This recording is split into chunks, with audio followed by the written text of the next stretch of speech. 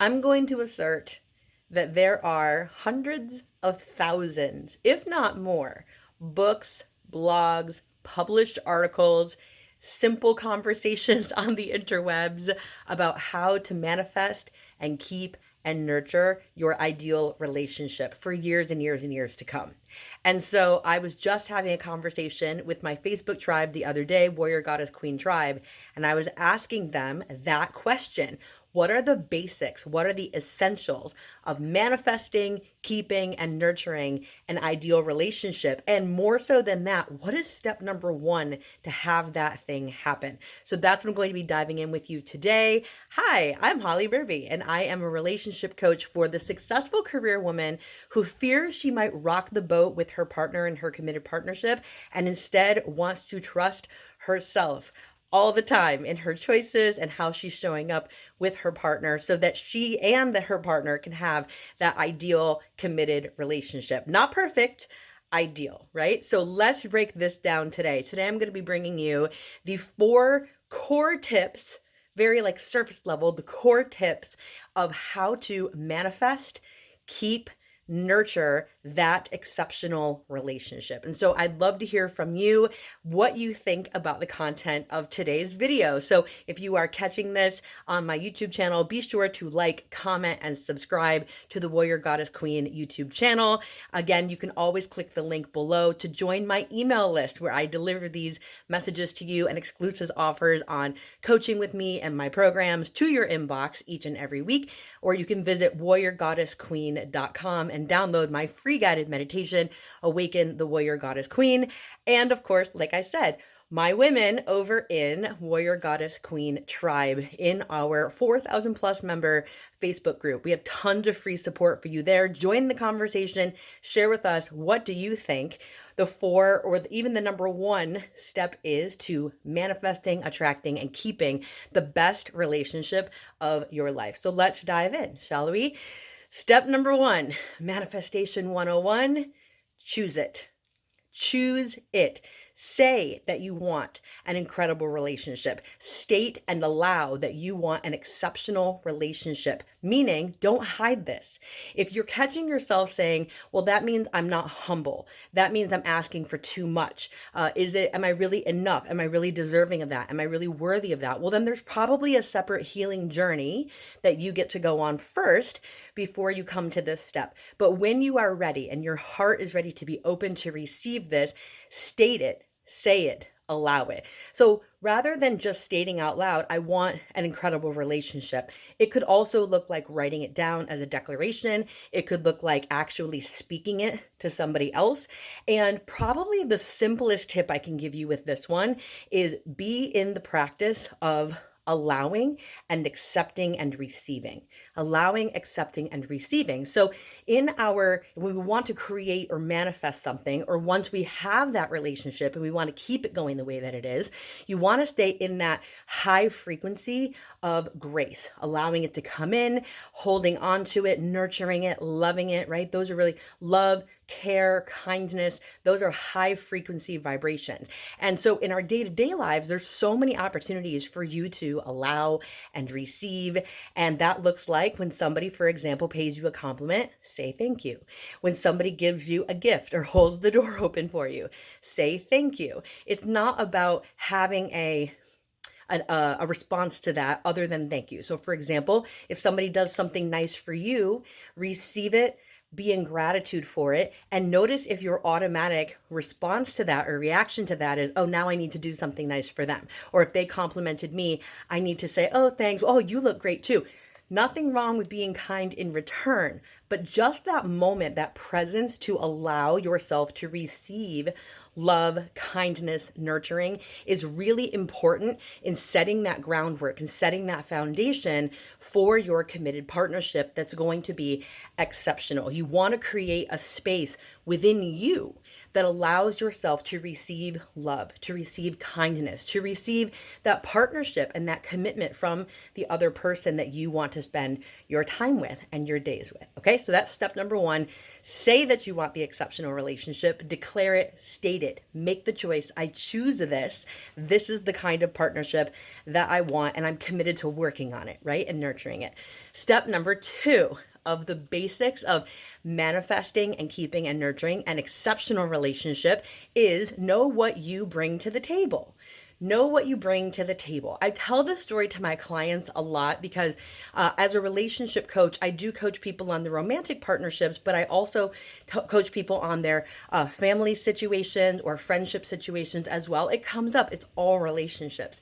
And I had a situation many years ago where a friend of mine said to me that she didn't care for the fact that I was the one to reach out less often than she did, meaning she was the one that would pick up the phone far more often. She was the one that would send the first text message or send out the invitation to me to come and hang out more often. And I was sharing this with another girlfriend, another mutual friend of ours, and she said, well, Holly, that's just not what you bring to the table. And I thought, that isn't an insult. Why doesn't that feel like an insult? But the bottom line is, as a friend and as a partner in a relationship, I used that moment in time to ask myself, what do I bring to this partnership? Do I bring patience, where maybe patience is not my partner's virtue? Do I bring, or the strongest, I should say, not the virtue. Maybe I bring an open-mindedness. Maybe I bring creativity. Maybe, especially in the feminine principle, I bring ease and an exhalation, whereas my partner may bring the masculine principle and the purpose, right? And so know what you bring to the table in your moods, the kind of energy that you carry, and then also logistically, know what you bring to the table also. So for example, if one person works from home and another person works outside the house, maybe that kind of timeline supports with childcare. Maybe it allows for an easier time or even a more challenging time planning date nights or quality time together. So know what you bring to the table, not just logistically and mechanically and in your chemistry, but in your moods and your energy as well. Okay. How do you best nurture the person that you're with? And also be open to knowing and asking them what they think that they bring to the table as well. All right. So that brings me to number three. So step number three, or the third point in really manifesting, keeping, nurturing an exceptional committed relationship and partnership, is know what your non-negotiables are and your would be nice if. Now, this is something that I've not only used with my clients who are currently single or dating, but I also use this with my clients who are in a committed partnership, because maybe when they were dating a really long time ago, they were very clear on the kind of partnership they wanted, the kind of person that they wanted to be with, because they knew how they themselves would complement that person. But then suddenly they get into the relationship and days come and go and we fall into that rhythm, right? It feels like, Groundhog's Day over and over again sometimes. And then what ends up happening is my clients tend to forget what their own principles are. It gets washed away somewhere. So it makes decision making really hard if the things that are non-negotiable for her become a gray area, or the things that she once really loved and admired about her partner are not something she thinks about or considers any longer because she takes advantage of it, right? Like not in a negative way, but just doesn't think about it all the time. So I encourage you in your partnership, whether you are single, whether you're in a new relationship, an older relationship, have a moment with yourself to come up with two lists. One of them being, what are your non-negotiables in the relationship? What are the principal core values that you have? Is it kindness? Is it tolerance? Is it patience? Is it things like, we're kind to other people? I don't know. You're going to come up with them, but I think you know what I mean.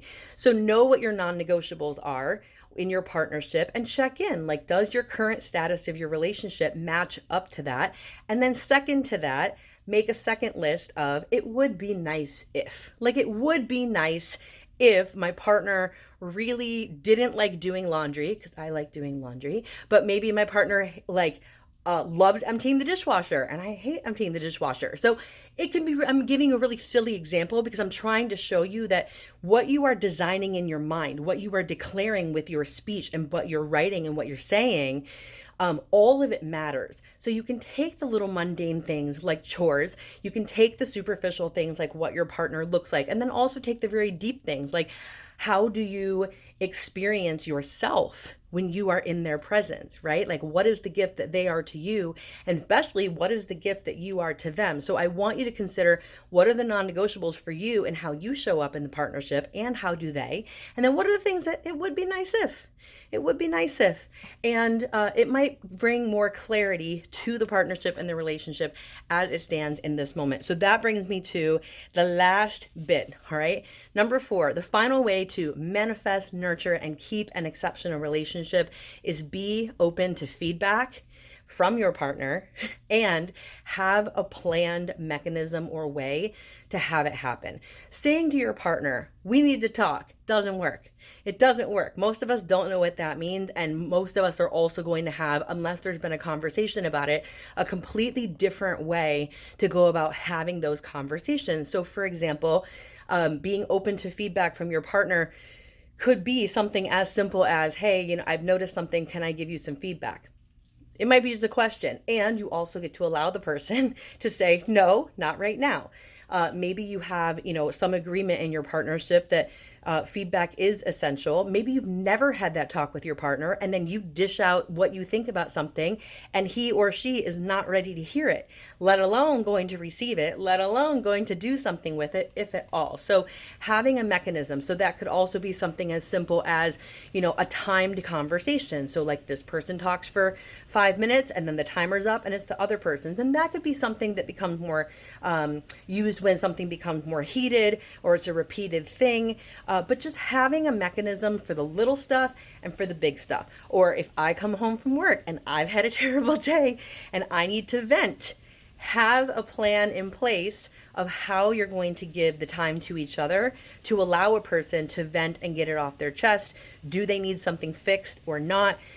Or they just want somebody to listen. So at the end of the day, be open to feedback and have plans on how you're going to communicate when it comes to giving that feedback to one another and ultimately being there for one another so that everyone in the relationship, both parties in the relationship, feel 100% ownership of their side of it and also know that they are seen and heard and loved by the person sitting across from them. So those are the 4 foundational tools of how to manifest, maintain, nurture, and keep that exceptional relationship. Like I said, I'm excited to hear what you have to say about it. So go on over to my Facebook group, Warrior Goddess Queen Tribe. Leave a comment there or comment below, like and subscribe. I'm super appreciative of you being here.